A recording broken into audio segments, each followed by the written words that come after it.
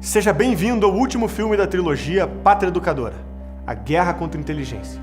Caso não tenha assistido aos episódios anteriores, o link está na descrição desse vídeo. Esperamos que você tenha aprendido bastante com o conteúdo que apresentamos até aqui. Toda essa base será muito importante agora. E lembrando, esse e os outros 2 episódios dessa trilogia estão disponíveis na versão completa com mais de 40 minutos de conteúdo adicional. Para saber como assistir a versão completa, assista essa introdução até o final. Você está prestes a assistir uma denúncia contundente à educação brasileira. Nesse filme, vamos mostrar como funciona o sistema educacional brasileiro, por que estamos nos últimos lugares dos rankings internacionais, como o dinheiro é gasto, quem são os responsáveis, como alfabetizam os nossos filhos, o que acontece nas universidades brasileiras e o que está prestes a acontecer com a nossa educação se não fizermos nada. Trabalhamos durante 1 ano, dia e noite, para produzir esse documentário. Dedicamos as nossas vidas para levar ideias, valores e sentimentos aos brasileiros. E se a gente conseguiu sobreviver até aqui, é porque existem pessoas como você que não esperam o governo resolver todos os nossos problemas. A Brasil Paralelo é 100% financiada por seus membros assinantes. Até aqui, cada membro foi responsável pelo despertar de 1000 pessoas que assistiram gratuitamente os nossos filmes. Fizemos isso com uma estrutura enxuta e uma missão gigante. Somos uma empresa formada por uma equipe de 20 pessoas que dedicam suas vidas para que todos possam assistir as nossas séries e documentários de graça. Alguns de nós saíram da sua cidade natal para enfrentar essa missão. Outros abandonaram as suas antigas carreiras. E tudo isso para produzir os documentários que já despertaram mais de 10 milhões de brasileiros. Sem dúvida, a trilogia Pátria Educadora é um marco na nossa história. Agora, se conseguiremos produzir novas séries ou não, depende apenas da sua decisão.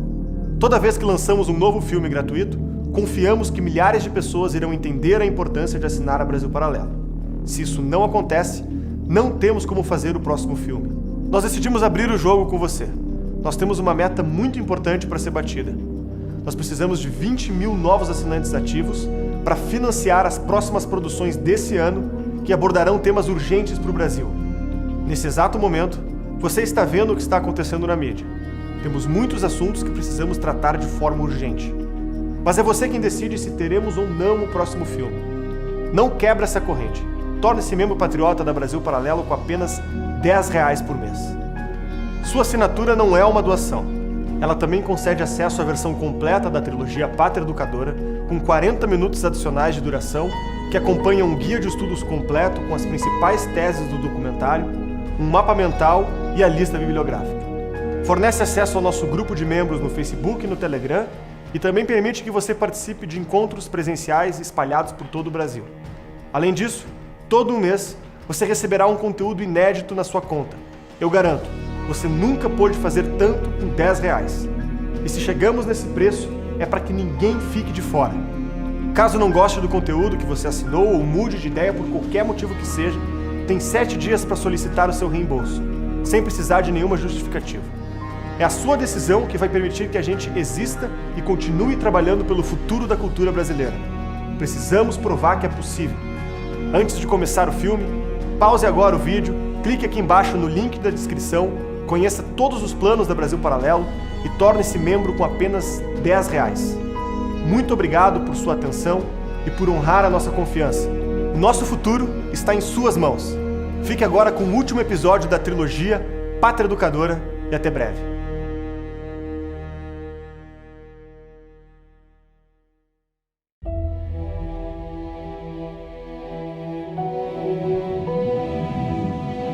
Na educação antiga, as inquietações morais levaram ao desenvolvimento do uso da razão pelos filósofos gregos.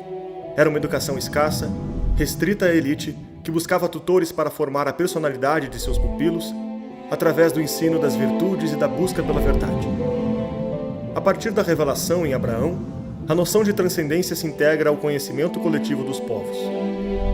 A devoção a Deus tornou-se fator preponderante na dedicação à vida intelectual. Aos poucos, formaram-se as universidades, onde os alunos buscavam os melhores mestres da Europa para aprender sobre filosofia, teologia, direito e medicina. É formada a Comunidade Internacional de Acadêmicos. Nesta época ocorre a união entre a filosofia grega e a tradição religiosa, resultando na concepção das artes liberais. O ensino técnico ficava a cargo das guildas. onde ensinavam os trabalhadores a exercer a sua profissão. Foi esse ensino que chegou no Brasil no século XVI. Logo depois do descobrimento, fundaram o Pátio do Colégio, a primeira escola do Brasil.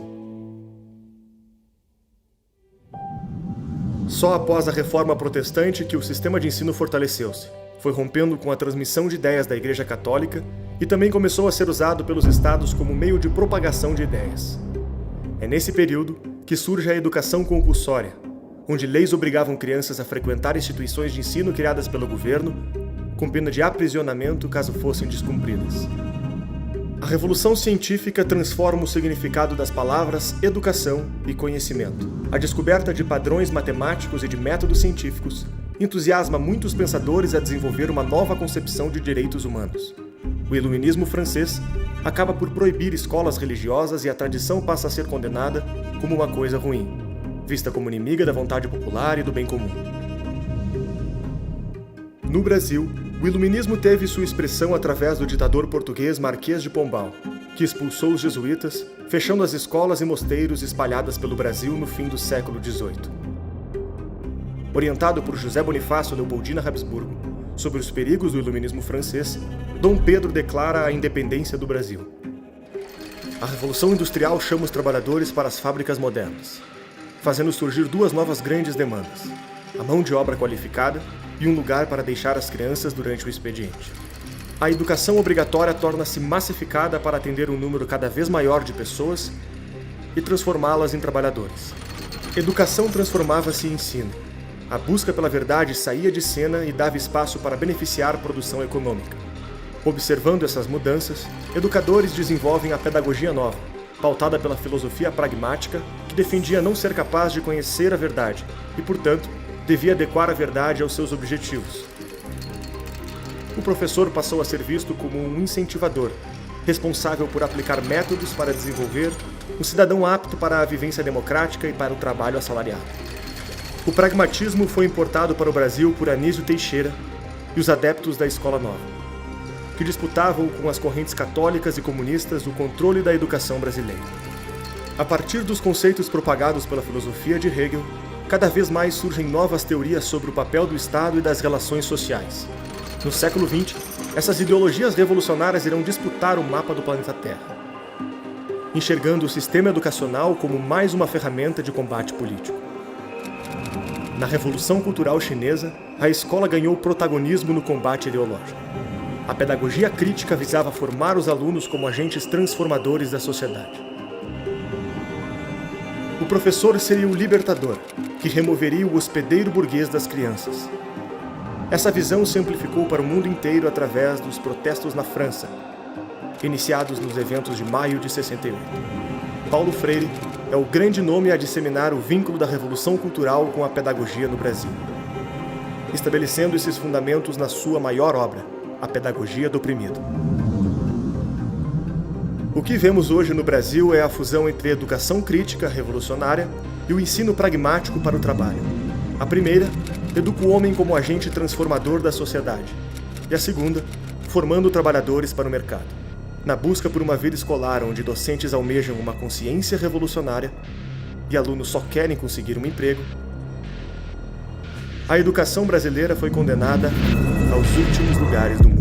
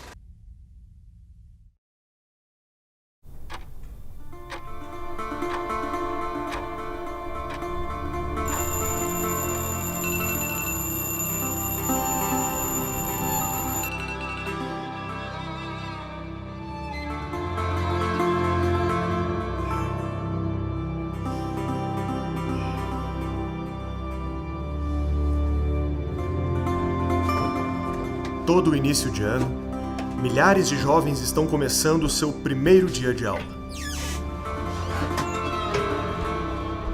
Só em 2018, foram registradas quase 50 milhões de matrículas em mais de 180 mil escolas brasileiras.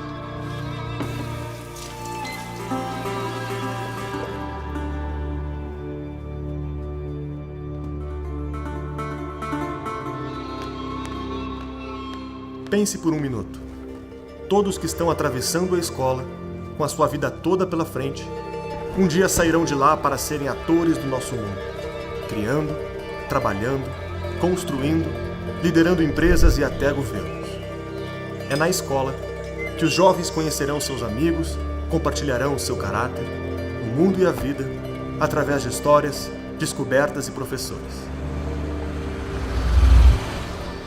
Entregamos para a escola grande parte da vida dos nossos filhos, para que quando não estivermos mais aqui, eles estejam preparados para nos substituir e nos superar. O problema é que no país que tem uma das piores educações do mundo, o que podia ser motivo de alegria e esperança, virou desconfiança e tristeza.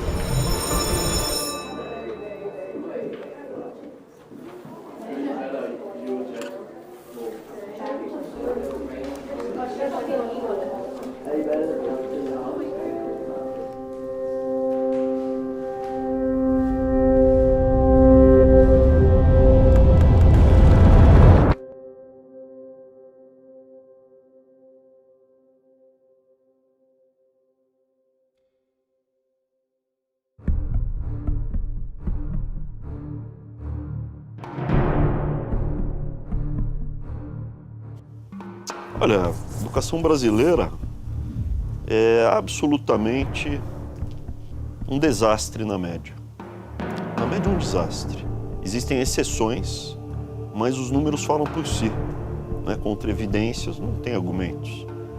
Não é que a gente está muito pior do que a Europa, a América do Norte, Canadá. Estamos piores do que Coreia, Japão. A gente está empatado com o Peru na última posição da América do Sul. É isso que o Brasil é. E nem aluno de escola de elite. Você pega classe social por classe social, o PISA deixa isso claríssimo. Classe social por classe social, o aluno brasileiro sempre perde de lavada, né? Que raio de sistema educacional que a gente montou? Não é possível entender os nossos índices negativos e o resultado das nossas pedagogias sem o complexo sistema composto por instituições, leis e cargos que controlam a educação brasileira. É na Constituição Federal do Brasil que tudo começa. No capítulo 2, está estabelecido o direito à educação, citado mais de 59 vezes durante a Constituição. Com altas taxas de analfabetismo e uma população jovem, o governo brasileiro decidiu criar um complemento aos direitos impostos pela Constituição. A Lei de Diretrizes e Bases da Educação, conhecida por LDB. Foi só em 1996, com Paulo Freire ainda em vida, que seus discípulos e companheiros políticos aprovaram a versão da LDB que hoje vigora no país, regulando desde as creches até a pós-graduação. Tanto no setor público quanto privado. Toda a educação brasileira é regulamentada direta ou indiretamente pelo Ministério da Educação. Fundado em 1930 por Getúlio Vargas, o MEC passou a ter um orçamento anual de mais de 100 bilhões de reais, coordenando objetivos educacionais e sendo o principal ponto de referência da educação nacional. O MEC é um colosso. Dos 600 mil funcionários do governo federal, 300 mil estão no MEC. Os controles, contratos, cada enxadada que você dá, você acha um cadáver aqui. A gestão da educação infantil, fundamental e média que acontecem nas escolas é feita pelas secretarias e conselhos. Essas secretarias e conselhos atuam em nível estadual e municipal. Nenhuma escola existe sem essa autorização, e as que existem são obrigadas a seguir as suas regras. Elas orientam e coordenam o sistema educacional através de pedagogias, tecnologias, questões técnicas e financeiras. Na segunda metade do século XX, o Brasil deu passos expressivos na universalização das matrículas. Mais de 99% das pessoas em idade escolar estão matriculadas nas escolas. Acontece que o problema da qualidade desse ensino nunca foi resolvido, nem enfrentado. Até 2019, o Brasil sequer topava participar do principal teste internacional para medir o analfabetismo funcional, o PIRLS. Com 3 meses de governo do PT, eu fui a um seminário em Brasília, patrocinado pelo MEC, que se chamava Avaliar para Quê? Um monte de gente, a claque toda pronta lá para corroborar uma mesa que botava em questão de maneira clara todo o processo de avaliação brasileiro. Se você falar, olha, é para alfabetizar o menino aos 6 anos, lendo 60 palavras por minuto, tem muito pouco espaço. É um tipo exato que todo mundo sabe o que tem que fazer. O professor tem que trabalhar mais, ninguém pode faltar, porque cada minuto conta, né, no aprendizado. Então você reduz a margem de manobra para os grupos que se apoderaram para a educação brutalmente, só que o custo, o capital político você tem que queimar, torrar, incinerar para fazer isso, é brutal, ninguém quer pagar esse custo. E é isso que explica o lado político de nós não termos feito esse investimento antes. Nós estamos já em 2020 e metade dessa população que está na escola desde os 4 anos, chega aos 8, ainda não sabe ler. Uma coisa simples. A performance educacional só é medida pelos testes internacionais quando o aluno já completou 15 anos e faz o teste do PISA. Quando chega a hora da prova, o resultado é claro. Quando eles criaram o PISA, era uma maneira de medir qual era o futuro da força de trabalho, né? Então, aos 15 anos, na maioria dos países da OCDE, terminava a educação obrigatória. Então, você, olha, vamos medir aqui, porque daí eu sei, ele pode fazer ensino médio ou não, né? Mas eu sei qual é o nível de preparo da mão de obra dos países da OCDE. Os alunos brasileiros, desde 2000, fazem o PISA e eles não evoluíam. A nota é daquelas de eletrocardiograma de morto, entendeu? A variação não é estatisticamente significativa. Quando discutimos o problema na sociedade, o argumento mais frequente é o da falta de investimento. Não sem motivo. O aluno do ensino fundamental recebe o equivalente a $3.800 por ano, 44% da média dos países da OCDE. O mesmo acontece no ensino médio. Gastamos 41% da média dos países desenvolvidos. Mas o problema não deveria ser a falta de recurso. O percentual do PIB brasileiro que sai dos cofres públicos para financiar a educação chega a ser de quase 6%, totalizando mais de 100 bilhões de reais. Esse número não está abaixo do padrão da OCDE, pelo contrário, é 30% maior que a média. A pergunta que fica é, por que gastamos tanto na educação brasileira e tão pouco chega no ensino de base? Da arrecadação aos alunos, o orçamento sofre fortes pedágios da administração pública. Os péssimos índices da educação brasileira não parecem ter assustado o Brasil nos últimos anos. A prioridade do orçamento brasileiro é outra frente da educação, as universidades. A educação superior ela recebeu muito mais investimento per capita já desde a ditadura. Havia uma percepção de que investir, educar a classe média para ter lideranças, para ter funcionários públicos de qualidade, que era importante.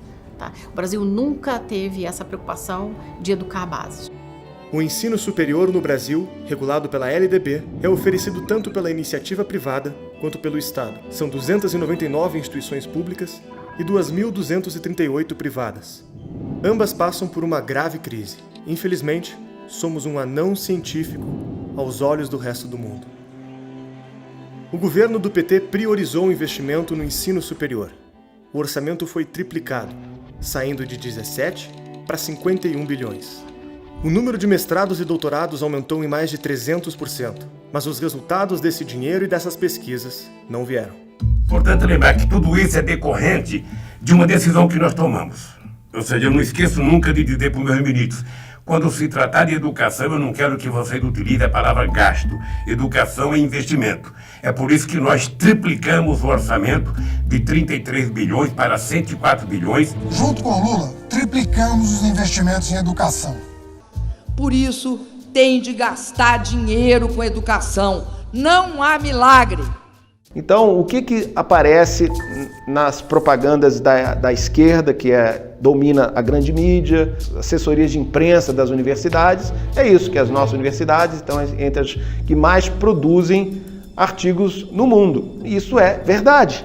Só que eles vendem quantidade como se fosse qualidade.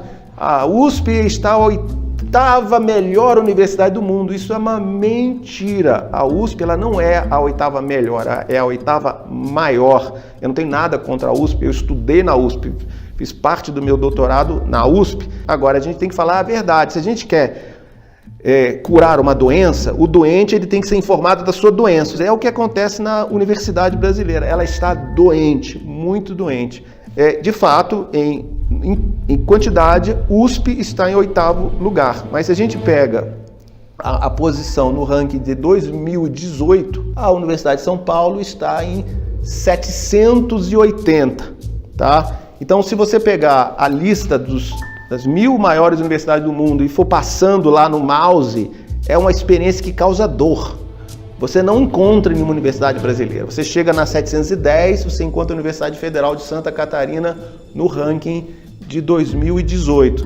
Em algumas áreas a gente está caindo ano a ano em relação ao primeiro lugar do mundo, né?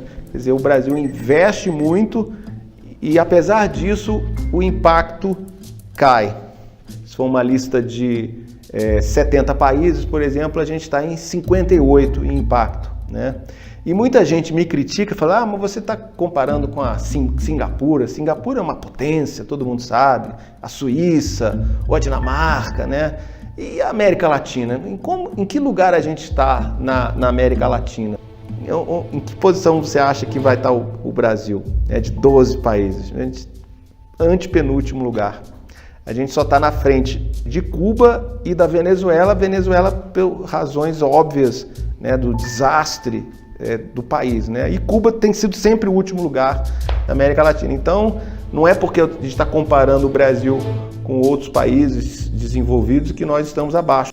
Todo ano eu via assim, o anuário científico da Enciclopédia Britânica e via os prêmios internacionais. Nunca tinha um brasileiro. Tinha a cara da Zâmbia, da Serra Leoa, da puta que eu pariu, você tá entendendo? Do Polo Norte, tá entendendo? Da Antártida, né? Da Pinguim da Antártida, premiado, prêmio de física. Não tinha um brasileiro, porra. É produção que não serve pra nada. Pra mostrar a mãe, ó eu. Cada trabalho universitário devia ser, ó, mãe, ó eu. É isso.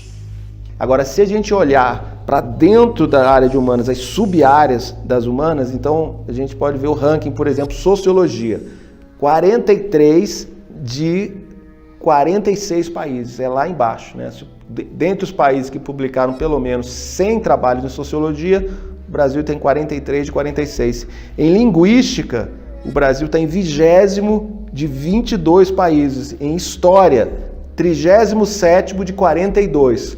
Antropologia, 42 de 45. E aí o grande fracasso mesmo, que é educação, né? A área de pedagogia, que é 53 de 54, ou seja, penúltimo lugar do mundo. A crítica que fizeram, que é o seguinte, é porque nossa língua é o português.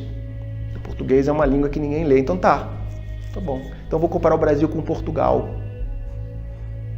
E aí eu verifiquei que em quase todas as áreas, tá aqui, ó. Isso aqui é o rank score. Olha, Portugal tirou 7, rank score, vai de 0 a 10, nota 7. Brasil, 0,2. Linguagem. Portugal tirou 4, Brasil meio. Antropologia, 7, Portugal, Brasil 0,8. Direito, 7,6, 7,5, Brasil 0,2.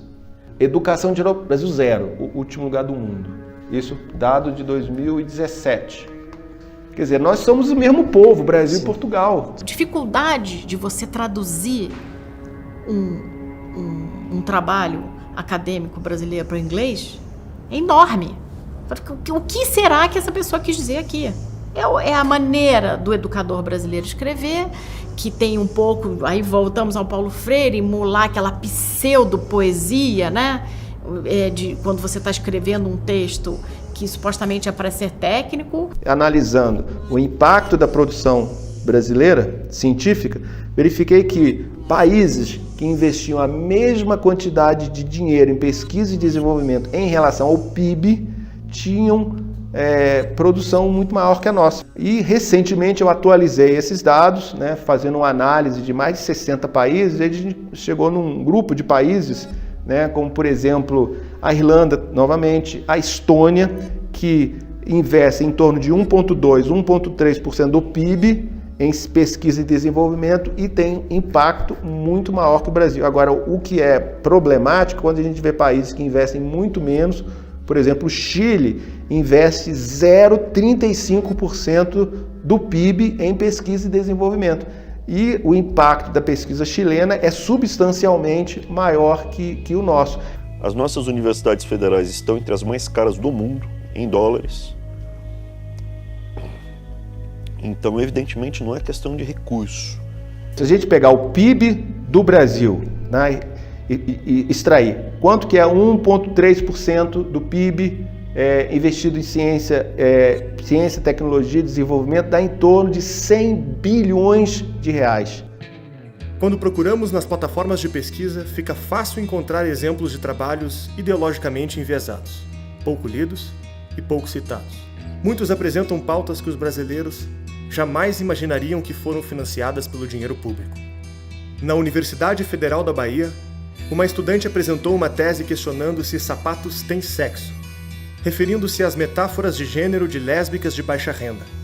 Na mesma universidade, outro estudante teve seu mestrado financiado para produzir uma pesquisa autoetnográfica analisando a prática de sexo oral entre homens dentro do banheiro de uma estação de trem. O valor da bolsa foi de R$20 mil do dinheiro público. Na Universidade Federal de Juiz de Fora, um dos temas aprovados pelo mestrado foi Por onde andam os gogoboys de Juiz de Fora? A produção científica brasileira internacionalmente não existe. Ela simplesmente não é mencionada. Ninguém lê esta merda. E vai ler para quê? Para perder seu tempo? O prejuízo que as universidades dão ao Brasil são muito maior do que a corrupção, né? Você pega todos os roubos de dinheiro público, a universidade é pior. A linguagem academicista e romantizada esconde o vazio e a promiscuidade do financiamento estatal. Uma vasta quantidade de trabalhos acadêmicos vão desde categorias pornográficas até a relativização da pedofilia. Enquanto o sistema público privilegia produções acadêmicas que não contribuem com as demandas sociais, áreas de vital importância ficam em segundo plano. Uma coisa que me chama a atenção é a quantidade de vagas destinadas para ciências sociais. Eu não estou nem falando da infinidade das ciências humanas, mas sim das ciências sociais. Aqui na Universidade Federal do Rio Grande do Sul, da onde eu sou egresso, são 100 vagas para o curso noturno e 60 vagas para o curso diurno. São 160 vagas por ano. E aí tu vai perguntar, pô, Conrado, mas que bom que tem muitas vagas, eu fico muito feliz também. O problema é que é discrepante em relação a outros cursos. Por exemplo, engenharias, tem 20 vagas, algumas delas. Engenharia de alimentos, engenharia de energia, né? A gente questiona tanto a importância da energia hoje, tem 21 vagas. Engenharia hídrica, o Brasil, o maior recurso natural é a água, 21 vagas. Odontologia, noturno lá, 21 vagas. Até curso de fonoaudiologia, 21 vagas.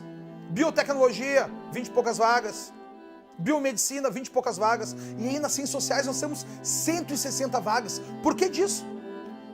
Na minha visão, a parte mais triste disso é que entram 160 estudantes a cada ano e se formam muito pouco.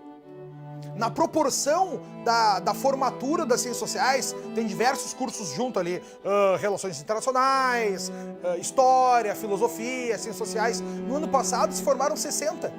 Não só das ciências sociais, de toda a gama das ciências humanas, só 60.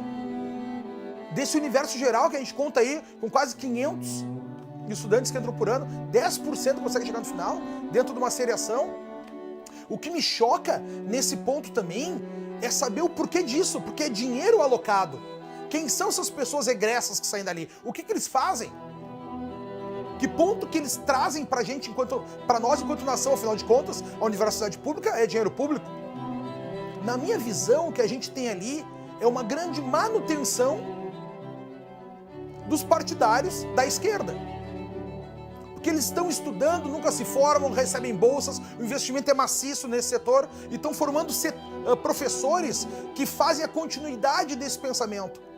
Mas se você olhar hoje em dia, o que você precisa para você entrar numa faculdade superior, uma universidade, né? Em função do resultado na prova do Enem, né? Se você não tiver, digamos, 600 pontos, você não consegue entrar numa universidade pública, mas você consegue entrar na faculdade de pedagogia.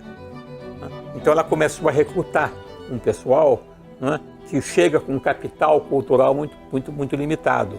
O maior problema é que nós tivemos professores mal formados e estes professores eles não estão capacitados para nos levar a um novo salto intelectual, um novo salto de qualidade na formação de alunos. Normalmente esses cursos, eles têm um argumento, que é aquela nota final que tem que entrar, né, muito baixo. Por exemplo, as ciências sociais, a densidade do curso noturno é 1,60. Eu me pergunto, para aí, a cada 3 candidatos, 2 vão entrar?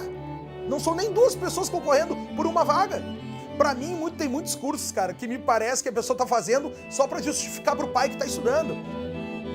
O custo de cada universitário brasileiro é de quase $15 mil por ano. Isso significa que, mesmo estando nos últimos lugares de todos os rankings que medem a qualidade da graduação e da pesquisa científica, continuamos investindo no 16º universitário mais caro do mundo. Gastamos mais do que países com resultados expressivamente melhores, como Itália, Portugal, Espanha, Israel e muitos outros. A própria CDE recomenda que o Brasil gaste menos com o ensino universitário. Em 2018, a instituição divulgou uma pesquisa intitulada Economic Survey Brasil. Na página 30, o relatório alertava que o país gastava um percentual do PIB maior do que a média da OCDE e não obtinha resultados, que era importante parar de incentivar investimento nas universidades e focar na educação de base, como creches, ensino fundamental e médio, que estavam desatendidas. O relatório também alertou que a educação universitária estatal tende a beneficiar estudantes de classe média que estudam em escolas privadas e têm a melhor performance no vestibular. A pergunta que fica é, por que sonegamos todas essas informações? O que foi que aconteceu? Você tem essas duas vertentes de política educacional. A de acesso, que é para gastar, e a de qualidade, que é para trabalhar. Né? Mas percebeu-se que dar mais diploma tinha ali um benefício político importante. Né? Alta população jovem no país, muitos eleitores, muita gente, as famílias dessas pessoas, primeira geração. Então, o apelo político de você mandar as pessoas para a universidade é brutal, a gente viu no que deu. Então, quando você fala mais matrícula, você tem gasto com infraestrutura, inauguração de escola, aumento de matrícula, etc. Gasto com contratação, então os professores gostam, os sindicatos mais ainda. Né? Gasto com material, editoras, etc. Então você gasta mais e todo mundo fica feliz.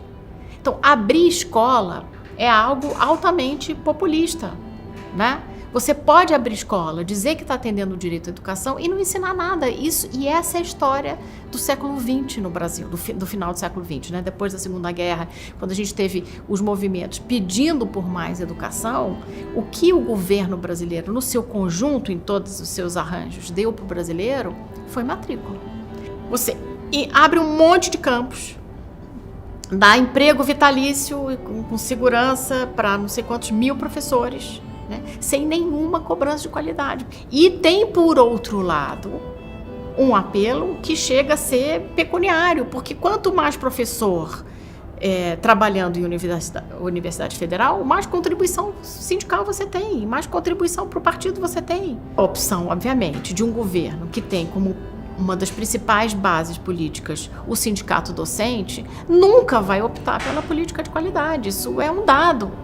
Para universalizar o acesso à universidade, o governo criou o FIES, um programa que fornecia financiamento de até 70% do valor de cursos superiores, desde que houvesse um fiador para garantir o pagamento. Durante o governo Lula, o plano foi ampliado e flexibilizado. Em 2010, o FIES já cobria 100% do valor do curso e não pedia mais garantias. O novo fiador seria um fundo do próprio governo, que emprestava o dinheiro e também era o garantidor de crédito. Ou seja, o que nós fizemos? O governo passa a ser fiador. O Banco do Brasil empresta os recursos e o governo passa a ser o fiador, e por isso que o FIES passou um programa de sucesso internacional que eu acho que não tem nenhum país do mundo com o sistema de financiamento e com o sistema de garantia que o Brasil oferece hoje aos estudantes. Entre 2010 e 2013, o número de inscritos no programa aumentou 448%, e o custo do FIES saiu de 1 bilhão para quase 14 bilhões de reais. Mas o volume de matrículas na rede privada só aumentou 13%. Por quê? A pergunta deu origem ao escândalo conhecido como a farra do FIES, que constatou que as próprias faculdades estavam estimulando alunos já matriculados a fazerem um financiamento, parando de pagar a mensalidade e transferindo a dívida para o governo. Para o aluno, era financeiramente vantajoso. Para a faculdade, eliminava o risco de inadimplência. Para o governo, aumentava sua popularidade. O sistema estava montado. O PT também destinou mais de 3 bilhões de reais para o ProUni, onde não era necessário devolver o dinheiro, e 13 bilhões para o Ciências Sem Fronteiras, que financiava estudantes viajando ao redor do mundo. As grandes empresas educacionais cresceram exponencialmente durante o período. O Grupo Croton, que atingiu o cargo de maior empresa de ensino superior do mundo, saltou a sua receita líquida de 734 milhões para 5 bilhões de reais. Dos 3 milhões de estudantes que participaram do FIES, 2,8 milhões ainda estão em débito com o governo federal. Os juros cobrados também foram subestimados, pois contavam com 10% de inadimplência, quando o calote foi de mais de 50%, gerando um rombo de 77 bilhões de reais, segundo o relatório do próprio Ministério da Fazenda. A dívida depois que essas pessoas ficaram, né, a frustração de continuar sendo balconista, apesar de ter um diploma de direito, etc e tal, a gente está vendo agora o que também, né? O custo está vindo agora e a resposta também está vindo agora, né? E o FIES, a partir de um certo momento, virou uma máquina de transferência de dinheiro público para o privado, né? Quantos grupos financeiros fizeram a festa no Brasil, né? Com essa criação, com um mercado que abriu de repente, com a maquininha garantindo o pagamento. Como essa conta é paga? Os estados e municípios entregam 20% do que recebem em impostos para um fundo que rege o dinheiro destinado à educação básica, chamado Fundeb. O governo federal adiciona 10% de todo o valor arrecadado pelo fundo. Esse dinheiro é redistribuído pelo país de acordo com o número de alunos de cada região. Mas na hora de distribuir esse dinheiro, a tarefa fica com outro fundo, chamado FNDE. Nesses dois órgãos se concentram grande parte do orçamento da educação brasileira. Há um estudo do TCU, do Tribunal de Contas da União, que avalia o impacto dos riscos das instituições federais no Brasil, avaliando como baixo risco, médio risco, alto e altíssimo risco. O MEC, suas autarquias, instituições e órgãos associados, nenhuma delas está considerada como de baixo risco, todas como de alto ou altíssimo risco. Especialmente a FNDE, que é uma espécie de banco do MEC que distribui os recursos da União para estados e municípios. E a partir do momento que esse recurso sai da União, ele se pulveriza, e esse é um dos núcleos da corrupção no Brasil, é quando ele sai do FNDE e vai para as dezenas, centenas, milhares de municípios brasileiros, né? Os indícios que a gente descobriu, se realmente aquelas investigações fossem levadas ao fim, elas teriam potencial para fazer cair a República. É um caso que iniciou na Assembleia Legislativa de Pernambuco, uma CPI que foi iniciada lá. Há relatórios vastíssimos sobre essa questão. Eles constataram que cerca de 1/3 dos diplomas expedidos por universidades particulares no Brasil contém irregularidades, chegando a ponto de até ter falsidade documental mesmo. Há alguns relatos de pessoas que estudaram durante 6 meses, 1 ano e saíram formados como pedagogos. Olha a gravidade disso. Estão formando outras pessoas que também não terão a mesma aptidão para formar outras pessoas. Então a gente está tratando aí de uma geração inteira de pessoas ineptas para exercer a profissão para a qual eles se propõem, né? Então é um número muito grande, são mais de 500 mil diplomas expedidos nessa condição. Há um outro caso também muito emblemático e também de conhecimento público notório, que é relativo ao Pronatec. O Sistema S recebia algumas vagas para fornecer esses cursos técnicos, e essas vagas não eram necessariamente providas. Ou seja, havia um acerto no final de cada ano. O Sistema S falou: MEC, eu preciso de 100 vagas. O MEC fornecia 100 vagas e cada vaga dessa tem um valor. Só que no meio do acerto, digamos assim, o Sistema S fala: precisamos de mais 20, 30 vagas. e também cobrando desses valores. Com as apurações, identificamos que havia ali vagas duplicadas, que havia uma série de questões ali, pessoas com CPF inexistente também, em tese, provendo essas vagas, e cada uma delas, como eu falei, gerando valores astronômicos, né? No final do ano de 2018, o Sistema S exigiu do MEC o pagamento de 60 milhões sobressalentes em relação ao valor que havia sido acordado, né? Então, para ter ideia, o plano até começou em 2011, mais ou menos. Então, de 2011 a 2018, a gente buscar todos esses valores é uma quantia bem alta. Cada enxadada que você dá, você acha um cadáver aqui. Tem muita coisa errada que foi feita. Toda vez que a gente pega uma, a gente encaminha para o Ministério Público com a Polícia Federal. Documenta e mostra. Tem trabalho para os próximos 40 anos aqui. A quantidade de coisa errada que a gente vê aqui é colossal. O dinheiro de pesquisa universitária passa por 2 órgãos públicos, a CAPES e o CNPq. O CNPq é ligado ao Ministério da Ciência e da Tecnologia e financia pesquisas tecnológicas relacionadas à inovação. A CAPES é ligada ao MEC e fica responsável por todos os outros mestrados e doutorados. Ela autoriza o fornecimento de cursos de pós-graduação por parte das instituições, avalia a nota desses cursos, estabelece o valor destinado a mestrados e doutorados e descredencia aqueles que não atendem os seus critérios. O órgão distribui as bolsas de pesquisa às instituições de ensino superior de acordo com as notas atribuídas pela própria CAPES. As universidades repassam as bolsas aos alunos por meio do processo seletivo. O aluno tem que ser aprovado no programa e algum professor precisa aceitar ser o seu orientador. O percentual de mestres e doutores que compõem o corpo docente do ensino superior brasileiro ultrapassa os 80%. Então a pós-graduação brasileira, que ninguém está preocupado, porque acha isso é coisa de gente rica, pós-graduação, gente que tá com tempo sobrando, mas não é não. A pós-graduação brasileira está relacionada a pelo menos 50% da economia brasileira passou direta ou indiretamente pela pós-graduação. Porque o agrônomo passou pela pós-graduação, não ele, mas o professor dele fez pós-graduação, né? O engenheiro teve um professor que fez pós-graduação, todo mundo que teve algum contato com a universidade está ligado direto ou indiretamente à pós-graduação. E quem controla a pós-graduação? A CAPES. Que se eu sair na rua perguntando para as pessoas que é CAPES, que é CAPES, de 100 pessoas, eu duvido que 5 saibam que é CAPES. Esses professores chamam os bolsistas que têm uma visão ideológica iguais às deles. Então, quando eles passam por um processo constante, acadêmico, de passar novas etapas, uma pós-graduação, mestrado e doutorado, só vai retroalimentando essa mesma cadeia de informação.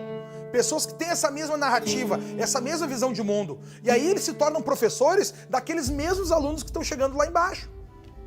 Tudo aquilo que um político quer que você pense, você vai acabar pensando. Tudo aquilo que um político enxerga como algo que a massa precise seguir, obedecer, a massa vai seguir e obedecer, porque ela troca a sua autoridade ultrapassada, reacionária, como por exemplo a sua família, a sua religião, assim por diante, e entrega de mão beijada a um professor.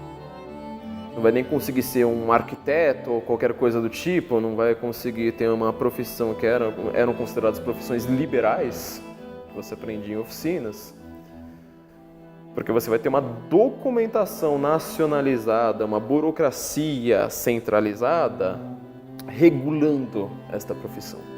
Então tudo se torna político, toda a sua ideia de verdade se torna política, toda a produção intelectual ela é regida por burocratas e políticos. Porque o sujeito sendo aprovado no mestrado e doutorado, ele entra no corpo docente.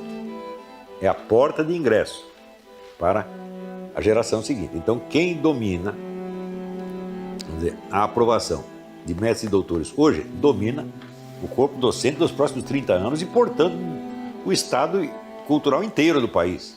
Não é isso? Então, eu desafio me mostrar teses universitárias anticomunistas, né, aprovadas em qualquer universidade brasileira nos últimos 50 ou 60 anos. E digo categoricamente, não existem. Então isso foi totalmente excluído. Isso o anticomunismo é proibido. Portanto, você é anticomunista, você já está excluído, né, dos bem-pensantes. Tem aqui os bem-pensantes que representam a alta cultura, o pensamento normal, equilibrado, né, e o ideológico. O que a gente fala hoje como uma grande autoridade intelectual é a produção do diploma, é a era dos diplomados, dos universitários. Quer dizer, você pode ter a melhor ideia do mundo. Se o seu professor discorda da sua ideia, a sua ideia não existe. Ela não merece ser sequer citada.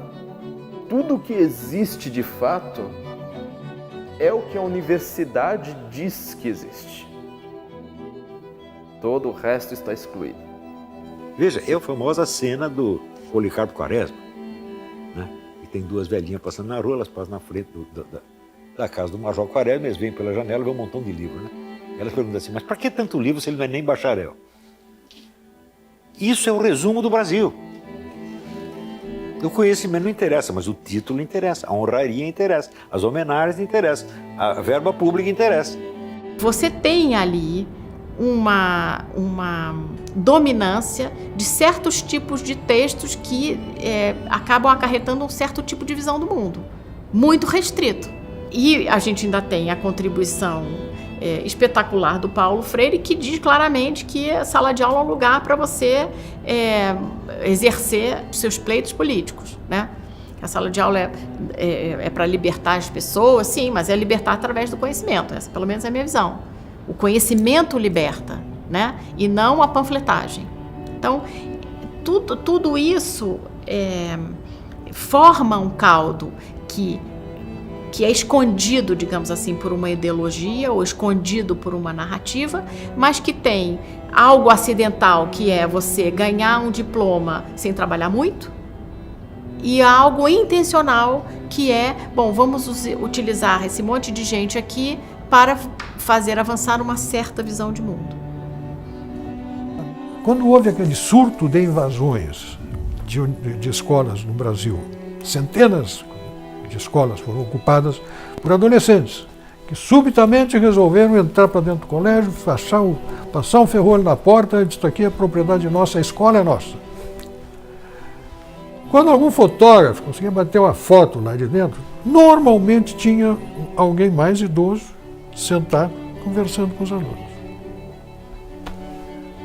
Sempre tinha um professor lá dentro fazendo a cabeça, organizando sua militância. O que é isso?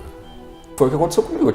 Eu tinha inclinação para questões políticas ali no início do ensino médio, lá 15 anos, e rapidamente professores e militantes me cooptaram. E eu, sem uma base intelectual prévia para resistir àquilo, eu fui pelo caminho errado.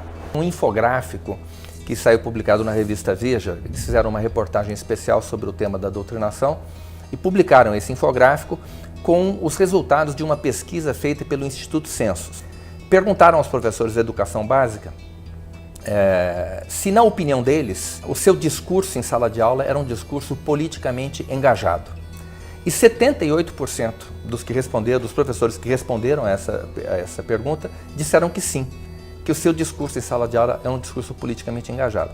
Aí perguntaram aos estudantes, apresentaram algumas figuras históricas aos estudantes e perguntaram a eles em que contexto positivo, negativo ou neutro aqueles personagens eram apresentados em sala de aula, né? Os personagens, o primeiro que chamava a atenção, na época, 2007, era Che Guevara. E os alunos, 84% dos alunos, se eu não me engano, disse que Che Guevara aparecia em contextos favoráveis, né? Com uma visão favorável. E a gente sabe que isso é real, né? Quem passou pela escola, né, sabe muito bem que o garoto propaganda do comunismo era objeto de uma apresentação extremamente favorável, né? Não são todos os professores, mas uma boa parte deles se comporta dessa maneira. A Secretaria de Educação tem a responsabilidade de coordenar e avaliar o conteúdo dos livros que são oferecidos pelo governo para todas as escolas públicas do Brasil. O Programa Nacional do Livro Didático, conhecido como PNLD. Então o que acontece? Quer dizer, nessas últimas décadas, o maior comprador de livros do mercado editorial, quem foi? Foi o governo. Quer dizer, o governo, então, com as compras fenomenais que ele faz todos os anos, para distribuir os livros paradidáticos nas escolas. Quer dizer, ele se tornou a principal fonte de renda para muitas editoras. Agora, tudo tem um preço, né? Quer dizer, para o livro ser escolhido pelo governo, as editoras sugerem de maneira muito persuasiva aos escritores que eles escrevam dentro daquela pauta que é estabelecida pelo MEC. Claro, porque o MEC oferece uma pauta. Ele diz assim, olha, o livro para ser comprado precisa seguir este critério, e são critérios ideológicos. Nem sempre os professores têm aquele cuidado de fazer uma seleção lendo realmente a obra, né? O que, na verdade, para onde ele vai? Ele vai lá para a metodologia.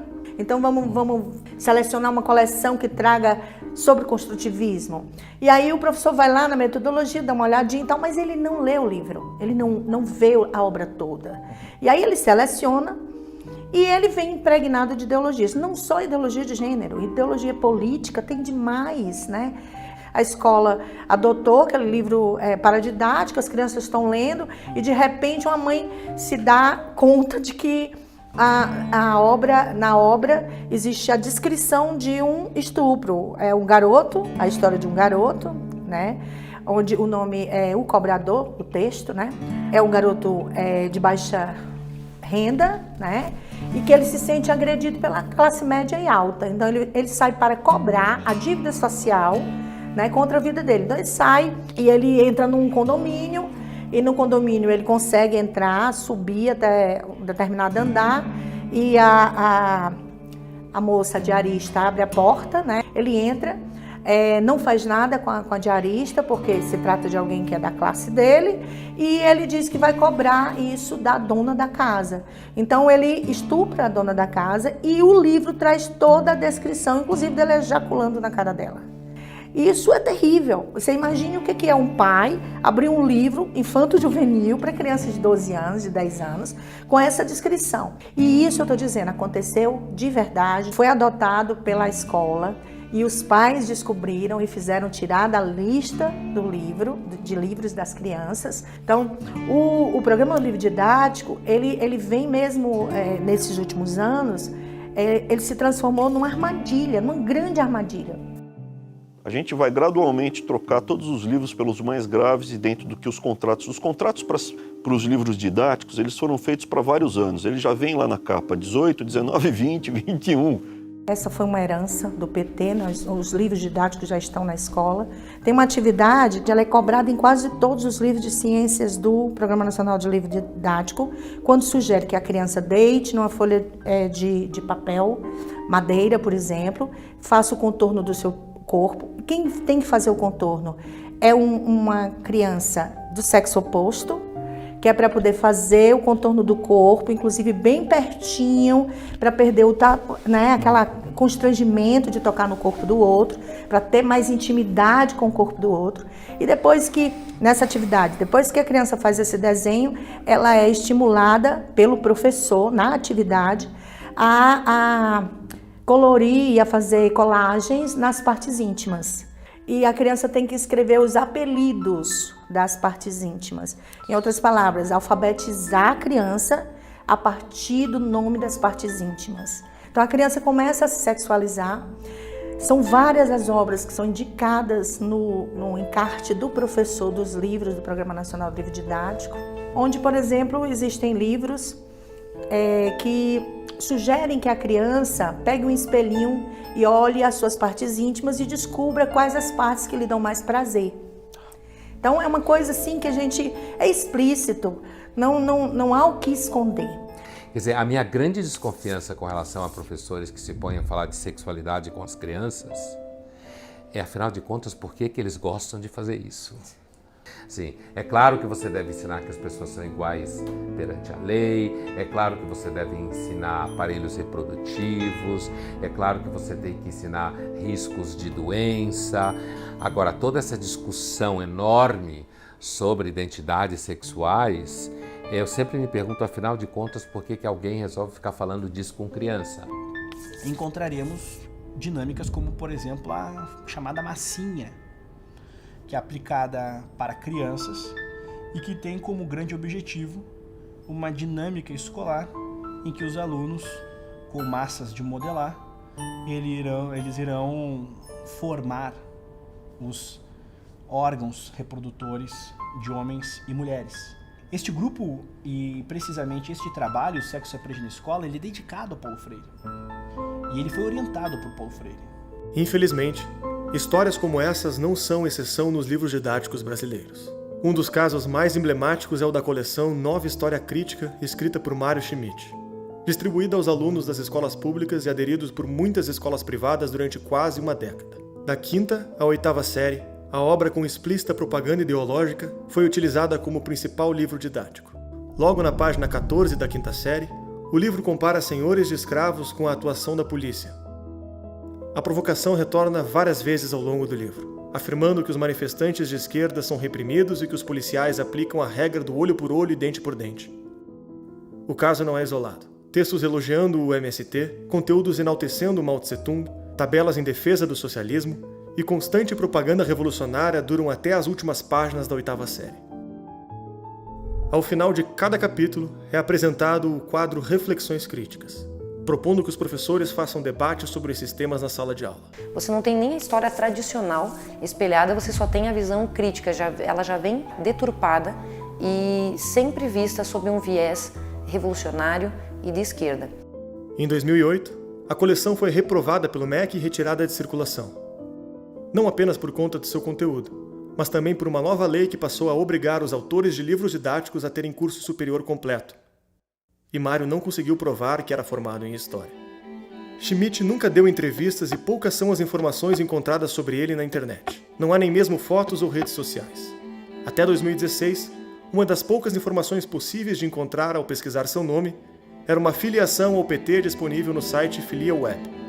Tendo somente o governo brasileiro como comprador, o autor vendeu cerca de 10 milhões de cópias no Brasil. Eu tenho 35 anos de sala de aula. Passei da educação infantil até a pós-graduação, em todos os níveis. E a gente perceber a infância sendo ameaçada da forma como ela tem sido nas últimas décadas, principalmente durante esses governos do Partido dos Trabalhadores, né? Deixa com que qualquer professor, né, que realmente deseje que a educação tenha qualidade, fique estarrecido. Mães que chegaram para mim com os olhos marejados dizendo: eu perdi minha filha. Aí, como assim, né? Eu perdi minha filha para o partido, para esses movimentos que estão acontecendo aí. Movimentos ligados a partidos políticos que estão transformados em grêmios estudantis e coisas assim.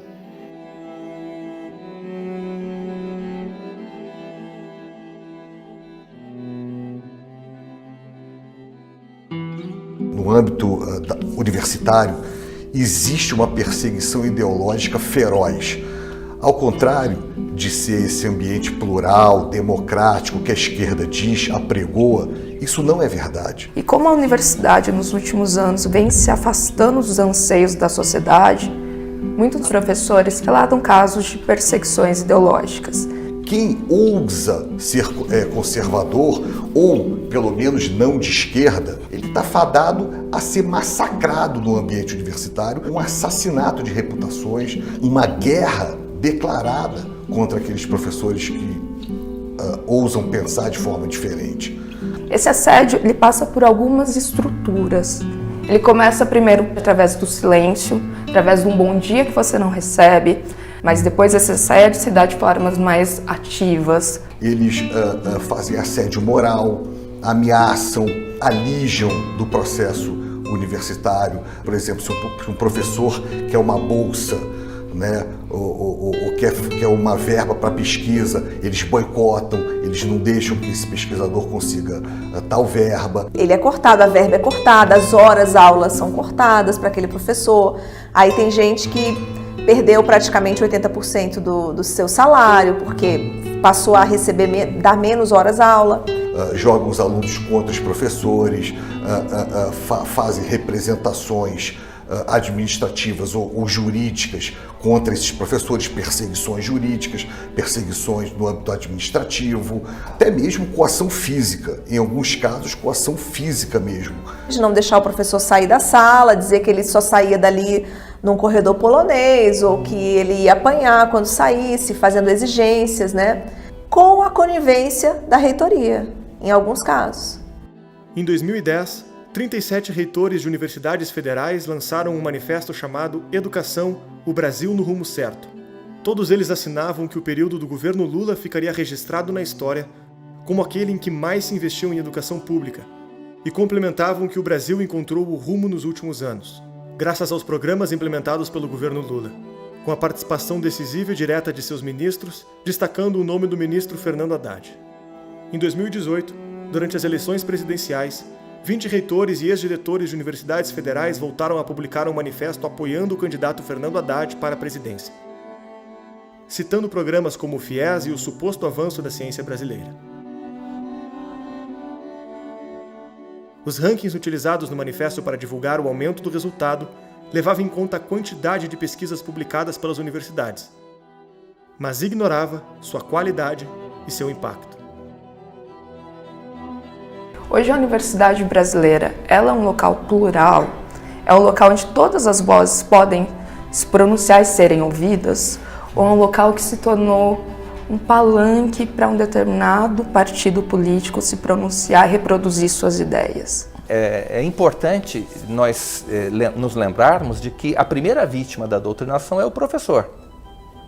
Ele é que vai passar este legado para os seus alunos. E esse professor, muitas vezes, conscientemente ou não, está trabalhando para um determinado partido político, para uma determinada corrente política. O conceito que o PT tem de educação está ligado com Paulo Freire. Não era à toa que ele estava afiliado ao partido, não era à toa que ele foi secretário de Educação em São Paulo. Não era à toa. Realmente o partido pensa assim. Isso que acontece nas universidades federais, essas cenas terríveis que vemos do estado em que estão as universidades federais, o que acontece, o que eles mostram, o que fazem, o que são os centros acadêmicos, né? A intolerância em relação a toda forma de divergência em sala de aula, que não é outra coisa senão reflexo daquilo que acontece na sala dos professores. E aí vem os relatos que se recolhem cada vez que se aborda esse assunto, corroborando uma realidade que é triste. É realmente a pátria educadora, deste tipo de educação, com este tipo de resultado, para produzir esse país que vemos. Entre em nosso site e saiba como ter acesso às entrevistas e cursos exclusivos. A partir de R$10 você já pode se tornar um membro da Brasil Paralelo. Contamos com você. Por que isso acaba culminando em maus índices de alfabetização, de conhecimentos de ciências e de matemática? Porque a prioridade é a crítica. A prioridade é a luta política. Se é um problema, é grave para algumas áreas, mas tem outras áreas que não é. Então a gente tem um problema da doutrinação por um lado e por outro o problema da má formação. Então tem cursos, por exemplo, em engenharia, que a gente tem o problema da má formação. Alunos que entram no curso de engenharia no primeiro ano não sabem regra de 3. Né? Não conseguem fazer uma integral ao se formar. Como é que essa pessoa vai ser engenheiro? Então, esse é um problema da má formação. A burrice brasileira é uma coisa que nunca aconteceu no mundo. Você pega um país que durante 50 anos você não produz uma obra de literatura notável nenhuma. Isso nunca aconteceu. Não aconteceu na Zâmbia, não aconteceu na Serra Leoa, não aconteceu na Alemanha nazista, não aconteceu na União Soviética, não aconteceu em lugar nenhum. Só no Brasil, porra.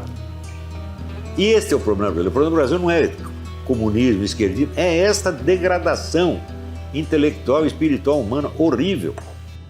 Em 2014, o Brasil parecia ter uma oportunidade de melhorar nossos índices educacionais. Ao menos, assim anunciava. E a partir deste ano de 2020, os alunos dos 26 estados e do Distrito Federal vão estudar pela Base Nacional Comum Curricular. É um documento que é referência obrigatória para a elaboração dos currículos escolares. Essa base curricular quer pensar a formação do estudante de maneira ampla, como aluno, cidadão e também futuro trabalhador. De acordo com o documento, o Conselho Nacional de Educação vai guiar de uma maneira bem específica temas como orientação sexual e identidade de gênero. O documento serve de referência para todas as escolas do país, públicas e particulares. É a primeira vez que o Brasil tem uma base comum curricular. A base também terá impacto na formação de professores, na compra de livros didáticos e na elaboração de exames em larga escala. Isso tudo é a base para a construção de um currículo mais afinado de norte a sul do Brasil. A Base Nacional Comum Curricular, conhecida como BNCC, foi o documento em que muitos depositaram essa esperança. Era a primeira vez que o Brasil teria um currículo obrigatório para todas as escolas. Essa prática não é novidade no mundo. Muitos dos países desenvolvidos a adotam como forma do governo padronizar e controlar a educação básica. Em países como Inglaterra, Finlândia, Portugal e Coreia do Sul, o currículo nacional obrigatório estabelece um mínimo que cada escola deve lecionar, permitindo a personalização da maior parte do currículo. Grande parte desses currículos entendem que o básico é a alfabetização, as ciências exatas e os objetivos de aprendizagem. Em alguns outros países, como nos Estados Unidos, a ideia de um currículo unificado gerou intensos debates. A tradição americana de forte liberdade federativa fez com que alguns dos estados não aderissem ao currículo. O currículo obrigatório parece ser uma balança em que os governos escolhem um dos lados: mais liberdade das escolas e menor controle da qualidade, e menos liberdade das escolas e maior controle da qualidade. No Brasil, não foi necessário fazer essa escolha. Abrimos mão da liberdade sem perseguirmos a qualidade. O documento aprovado não seguiu as boas práticas de currículo comum dos países desenvolvidos. Tem duas coisas, né? Uma é uma ignorância mesmo, né? Fazer o currículo é uma das coisas, um currículo bem feito, das coisas mais difíceis que tem, porque você tem que conhecer muito bem a disciplina e organizar a estrutura, como você descreve o desenrolar daquela disciplina para um professor, para ajudar ele no planejamento, de uma maneira muito detalhada. Quando você olha um documento de um país desenvolvido, e esse exemplo, eu volto ao exemplo de ler com fluência de 60 palavras por minuto no primeiro ano, você olha em volta e fala, olha, acabou. Então, fulano, que está há 40 edições vendendo o livro que nunca vai chegar nesse padrão, vai deixar de vender, né?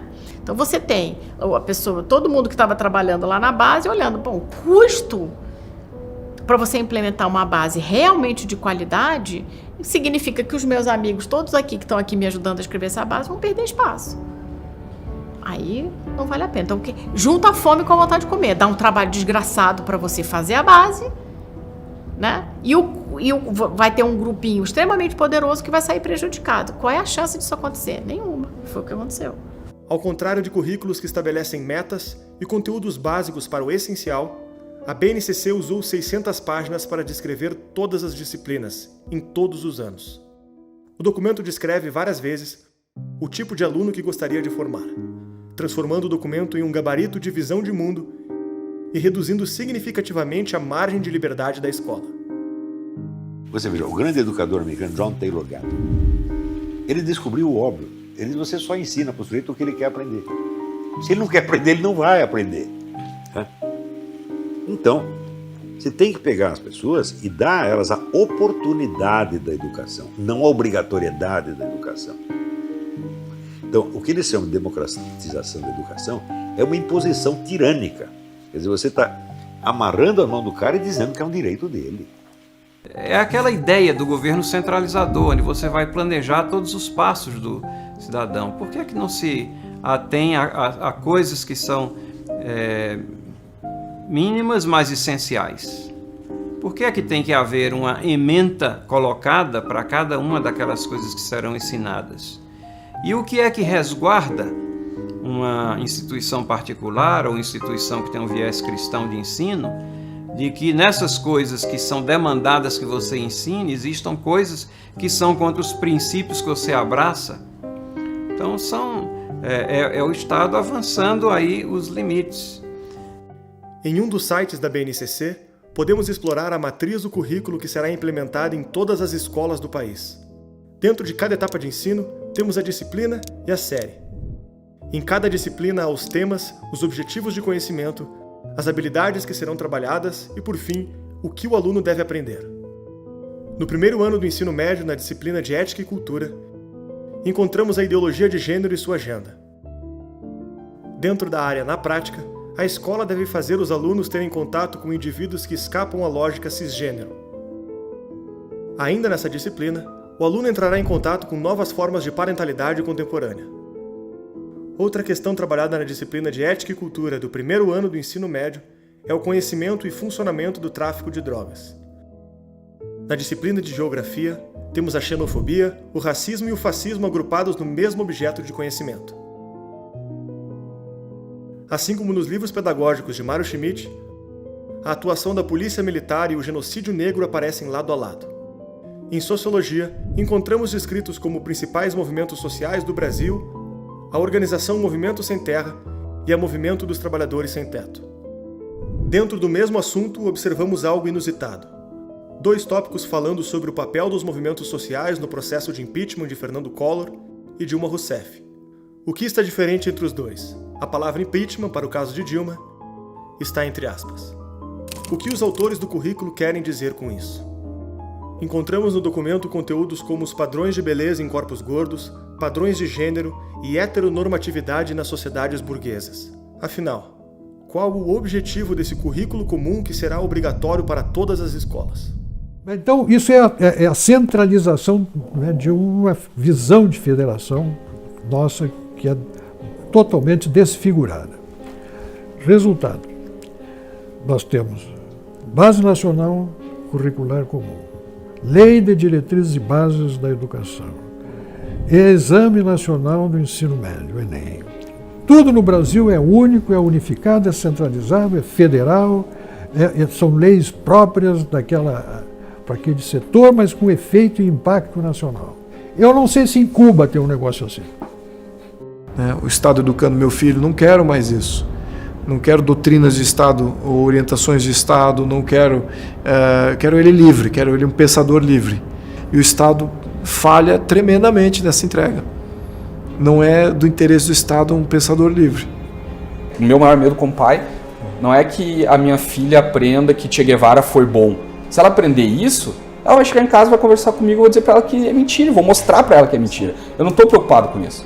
Agora eu estou preocupado que ela não tenha uma consciência individual, que ela não tenha um eu desenvolvido ao ponto de ouvir aquilo e duvidar, e vir falar comigo, e ir atrás, ou ir atrás por si só, ir atrás por ela mesma.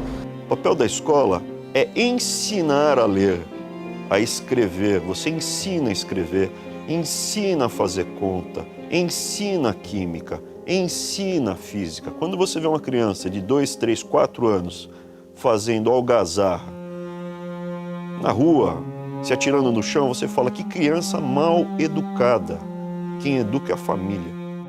Nos conteúdos que temos em comum com o currículo de países desenvolvidos, também não seguimos as boas práticas. Usamos metas pouco claras, não temos objetivos quantificáveis e os prazos são mal definidos para as metas educacionais. Tudo isso afastou o currículo brasileiro de casos bem-sucedidos como Finlândia, Coreia do Sul, Inglaterra e Portugal. Países que usam com sucesso o currículo comum para progredir nos índices internacionais, descrevendo suas metas e seguindo um modelo que abandonamos. E aí você lê os documentos de Portugal e encontra lá os indicadores de fluência para cada ano. Tá? As crianças têm de ler uma quantidade específica de palavras, palavras isoladas por minuto, pseudo-palavras e textos. A má formação criou um problema cíclico. Os novos pedagogos não estão aptos para educarem os novos alunos. E os novos alunos não estão sendo habilitados para serem bons pedagogos. Nossos alunos não conseguem ler, compreender e muito menos interpretar um texto de 10 linhas. Na educação, tudo começa pelo ensino da leitura e da escrita. Então, como podemos discutir seriamente o que as crianças estão aprendendo se no Brasil cerca de 55% dos alunos do terceiro ano do ensino fundamental, né, não têm conhecimento suficiente em leitura? Ou seja, nós estamos diante de um quadro em que os alunos não aprendem a ler. Então veja, primeiro você precisa, na educação, consolidar a aprendizagem da leitura. Primeiro, a criança aprende a ler para depois ler para aprender. O problema piora quando chegamos no método utilizado para alfabetizar as crianças. Um assunto que tem rara atenção da mídia e do debate público, mas exerce importância definitiva na vida de todos nós. Aprender a ler é um dos pilares da nossa sociedade. Embora o objetivo seja declarado como prioridade, e nesse caso, esquecemos de olhar para o como. O como pode ter consequências desastrosas. Pesquisas apontam que se uma criança não aprender a ler adequadamente até a primeira série, há 90% de chances de que ela continue a ser uma leitora pobre até a quarta série, e 75% de probabilidade de ter baixa escolaridade. Grande parte dos métodos de alfabetização usados no Brasil tem origem na filosofia construtivista, com influência da alfabetização ativista defendida por Paulo Freire. Métodos como palavração, sentenciação, método global e letramento defendem que a alfabetização deve priorizar o sentido e o contexto das frases e textos inteiros. Esses métodos lecionam diretamente através dos significados, interpretações e críticas, com a proposta de facilitar o aprendizado. Já os métodos mais tradicionais, como fônico e silábico, consideram que antes de capturar significados e contextos, o aluno deve aprender as menores unidades linguísticas, os grafemas, os fonemas e as sílabas. Qual é o consenso científico sobre o ensino e aprendizagem da leitura e da escrita?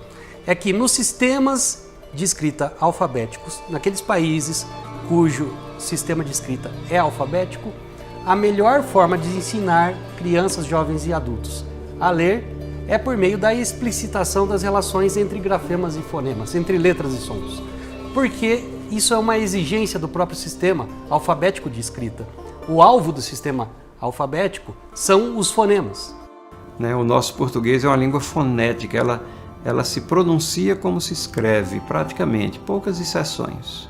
Enquanto que países que têm uma linguagem atroz, como a Finlândia, que as palavras parecem sopas de letrinhas, de consoantes, onde houve uma carência de vogais lá, e eles utilizam o método fônico com extremo sucesso. Esses países que têm se destacado no teste, eles começam a alfabetização bem cedo, exatamente porque se utilizam de uma metodologia diferente daquela que é aplicada aqui no Brasil. Então essa é uma área que precisa realmente ser revisitada para que a gente possa progredir na esfera educacional. Para resolver esse confronto, o governo americano organizou um grupo de notório saber para investigar as melhores práticas de alfabetização. O estudo demonstrou que a adoção do método fônico é altamente eficaz, com ampla vantagem para o aprendizado das crianças. A pesquisa foi utilizada de base para o programa de alfabetização dos Estados Unidos e inspirou outros currículos comuns ao redor do mundo. Se de um lado, estudos validam o método fônico, do outro, não podemos dizer a mesma coisa. Métodos como o global ou semiglobal, que buscavam associar palavras e frases inteiras com significados e contextos, são alvos de duras críticas. Esses métodos ganharam força com a ideia de educação progressista dos anos 70, quando defendiam que a escola oprimia crianças e precisávamos de um aprendizado desrepressor. Com o tempo, a ineficácia do método tornou-se comprovada e até mesmo desastrosa. O neurocientista francês Stanislas Dehaene, autor do livro Os Neurônios da Leitura, demonstrou que esse tipo de alfabetização ativava áreas do cérebro que não eram as responsáveis pela leitura. Não se tratava de alfabetização, mas de uma ilusão que as crianças sabiam ler por associarem palavras com imagens. A demonstração definitiva veio com a mensuração dos resultados. No final da vida escolar, crianças que aplicavam as práticas de aprender através do sentido das palavras obtinham péssimos resultados quando comparadas com alunos alfabetizados por métodos tradicionais. O efeito desse resultado fez com que a França proibisse o uso desses métodos para alfabetizar crianças. Mas a essência desses métodos e a filosofia construtivista ainda persistem com outro nome: letramento. O letramento é um componente da alfabetização nascido na Califórnia, de um movimento intitulado Whole Language. A proposta era adicionar nos métodos de alfabetização uma ideia muito parecida: aprender a ler do todo para a parte, com base em textos e não com consciência fonética, dando valor à função social da linguagem e à realidade do aluno. Esse movimento virou lei pelo estado da Califórnia, que aplicou a metodologia em todas as escolas, levando a um desastre educacional. O estado que estava nos primeiros lugares dos Estados Unidos em leitura, em pouco tempo passou para os últimos lugares. O mesmo aconteceu em Israel, fazendo as universidades fecharem os centros de letramento. Se na Califórnia e em Israel o fracasso foi prontamente identificado e corrigido, no Brasil, décadas de estragos educacionais causados pelo construtivismo parecem não ter sido bastante para afastá-lo do nosso sistema educacional. Quando o Brasil começou a desenhar a Base Nacional Comum Curricular, dispensou não só grande parte dos estudos vigentes e seus cases, também dispensou o quórum de notório saber. A BNCC foi discutida entre pressões políticas, sindicatos, fundações e populismo. O resultado foi deixarmos o componente fônico em segundo plano e a prioridade ficou para o letramento, termo que aparece 51 vezes na BNCC e foi importado dos experimentos ideológicos fracassados por Magda Soares, que admite defendê-lo em conjunto com a visão de Paulo Freire. O motivo da vantagem dos métodos tradicionais é simples. Imagine que você é um programador. Você precisa programar um site. Se você tiver uma imagem clara na sua cabeça sobre como deve ser esse site, basta escrever na linguagem da programação e você irá chegar no site imaginado. Para que o site saia exatamente como pensou, precisa dominar os componentes da linguagem para manuseá-los e conseguir chegar no resultado imaginado. A mesma coisa acontece com a música, que também é uma linguagem. Se você quer expressar uma melodia e compô-la do zero, como fazer? Você precisa conhecer as notas musicais para colocá-las na ordem e no tempo correto e chegar no resultado desejado. As menores unidades de cada linguagem são a matéria-prima para construir a sua mensagem. Mas como fazer o site ou a música que você imaginou sem dominar a programação e as notas musicais? Você precisa copiar estruturas de outras músicas e outros sites que já estão prontos e provavelmente chegará em um resultado diferente de sua ideia, pois terá que adaptá-las às estruturas pré-prontas que você está copiando. A mesma coisa acontece com a alfabetização. Sem dominar os grafemas, os fonemas e as sílabas que compõem a linguagem, você não domina o idioma e não está livre para se expressar do zero. A sua capacidade ficaria comprometida. Em vez de usar os recursos disponíveis no seu idioma para costurar a melhor forma de expressar suas ideias, você precisa adequá-las a um conjunto limitado de significados e expressões que você aprendeu anteriormente. Este é o motivo da briga dos métodos tradicionais da alfabetização contra os métodos que ganham espaço no Brasil a partir de Paulo Freire. É aqui que entra a importância de ler os clássicos da literatura. Hoje em dia, apenas propor essa leitura pode gerar incômodo. A educação brasileira acostumou-se com a ideia de que essa é uma prática elitista e desnecessária. As principais correntes pedagógicas praticadas no Brasil defendem que o aluno deve se alfabetizar a partir de textos informativos, que contextualizam-no na sua condição de mundo. Quando olhamos nos testes internacionais, o resultado é diferente. No mesmo exame do PISA em que ficamos nos últimos lugares em leitura, o relatório demonstra que alunos que leem obras ficcionais têm um resultado 12 vezes superior do que os alunos que trabalham com textos informativos. Alunos que leem obras ficcionais várias vezes por semana também têm um desempenho 3 vezes maior do que aqueles que leem com menos frequência. Os testes deixam claro, textos ficcionais são mais importantes no aprendizado que textos informativos. A gente ouve muito essa expressão, temos que combater o eurocentrismo. O que quer dizer isso em termos práticos? É tirar do cânone os clássicos gregos, os clássicos da Idade Média, temos que democratizar o currículo. O que é democratizar o currículo? É facilitar o currículo, é baixar o nível do currículo. Uma coisa que eu vi muitas vezes ser repetido, aquela educação antiga e tradicional, ela é enganadora.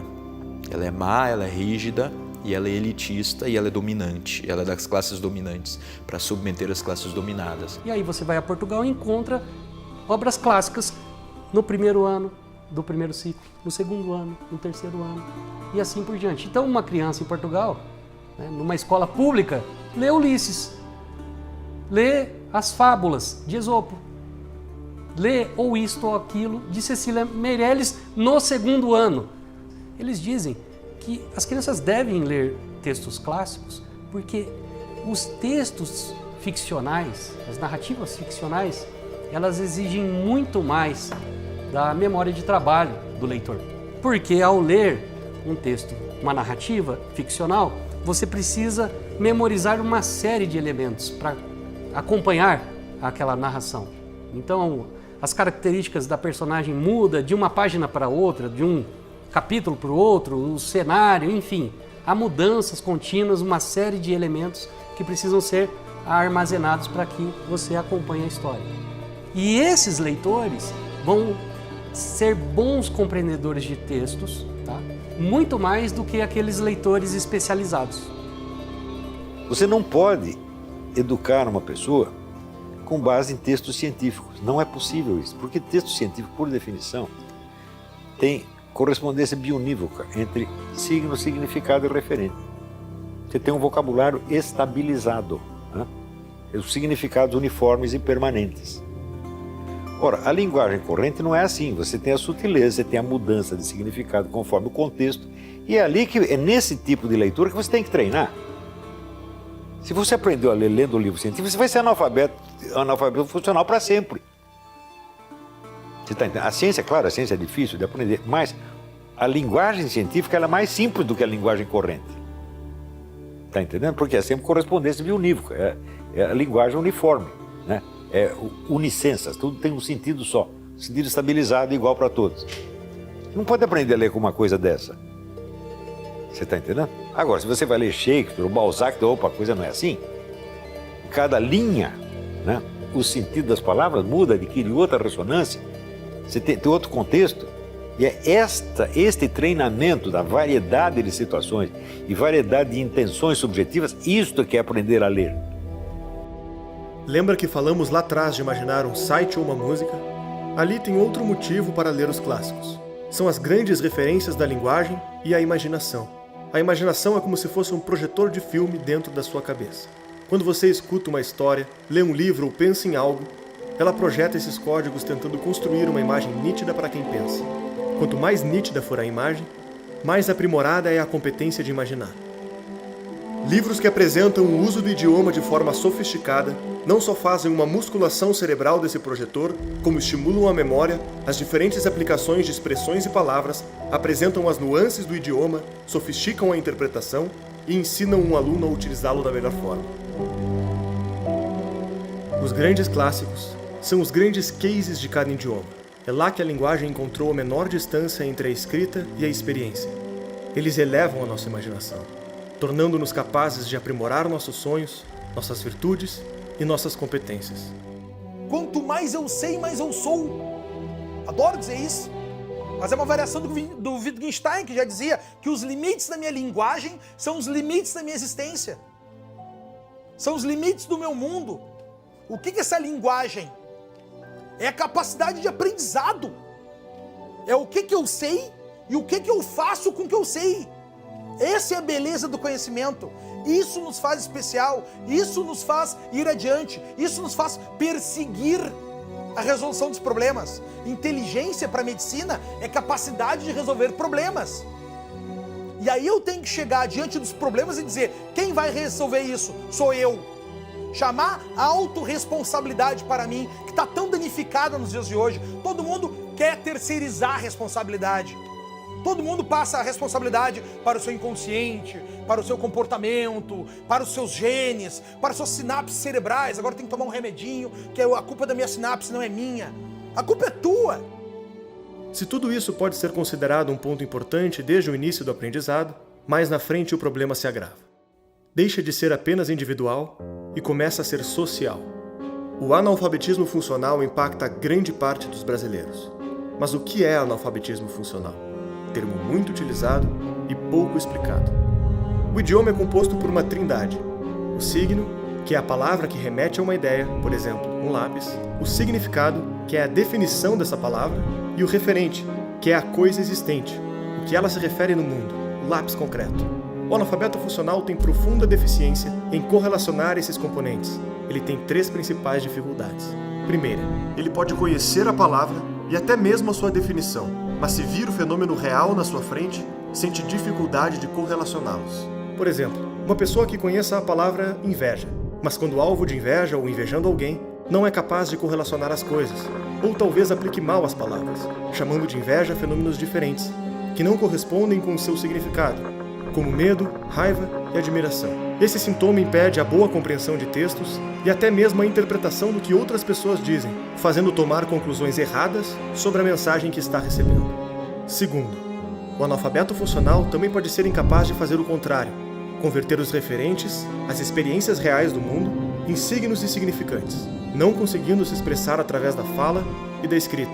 Esse sintoma é responsável por intensa turbulência na vida pessoal e profissional, confinando as experiências, ideias e percepções da vítima dentro dela mesma. Na incapacidade de se comunicar adequadamente, o analfabeto funcional fica preso dentro de si.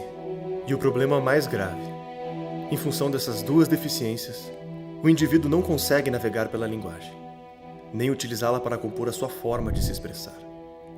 Resta copiar o uso de signos insignificantes que ele assiste os outros utilizarem, mesmo que desconheça o referente.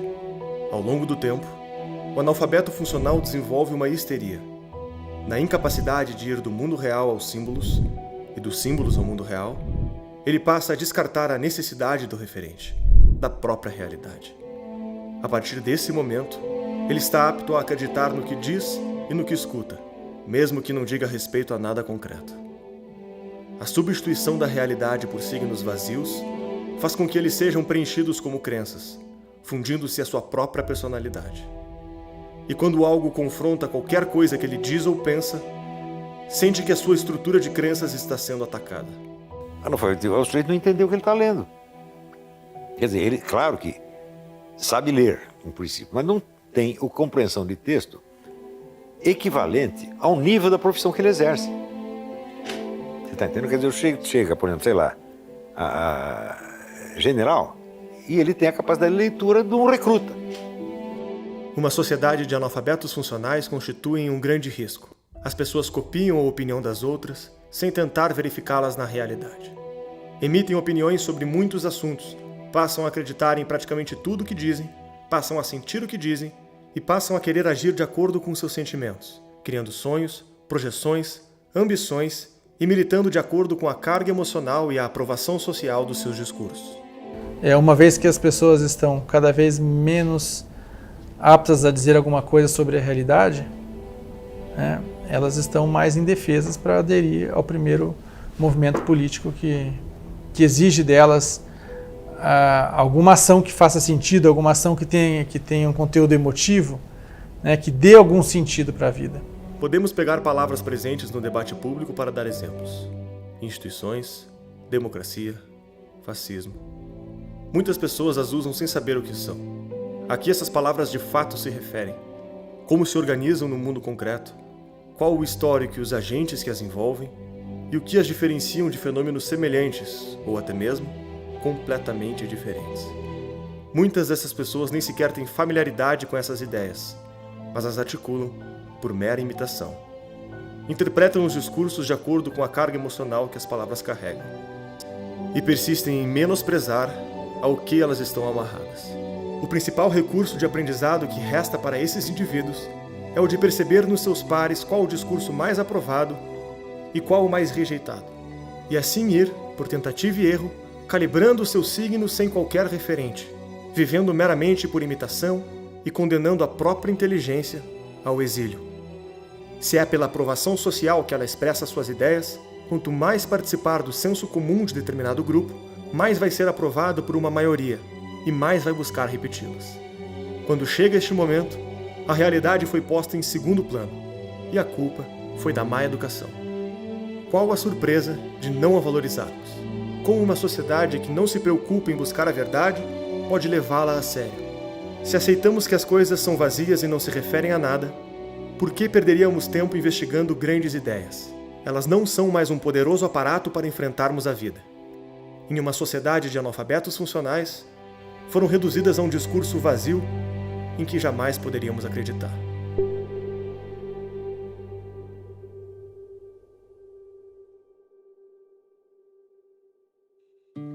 Esse episódio que você acabou de assistir foi o último capítulo da trilogia Pátria Educadora. Esperamos que você tenha gostado. Lembrando, assista a versão completa e livre de propaganda com mais de 40 minutos de conteúdo extra. Basta se tornar um membro patriota da Brasil Paralelo. Para produzir a série que você está assistindo agora, foi necessário investir mais de R$2 milhões, o trabalho árduo de mais de 20 pessoas durante um ano. Você assistiu de graça porque queremos chegar no maior número de pessoas possível. E temos a confiança de que uma pessoa como você, que assistiu o conteúdo até o final, está consciente do assunto e pode investir em cultura. Nós contamos e precisamos de você. Clique no link da descrição desse vídeo E conheça os planos da Brasil Paralelo. Torne-se membro a partir de R$10 e tenha acesso ao nosso conteúdo exclusivo. Até breve.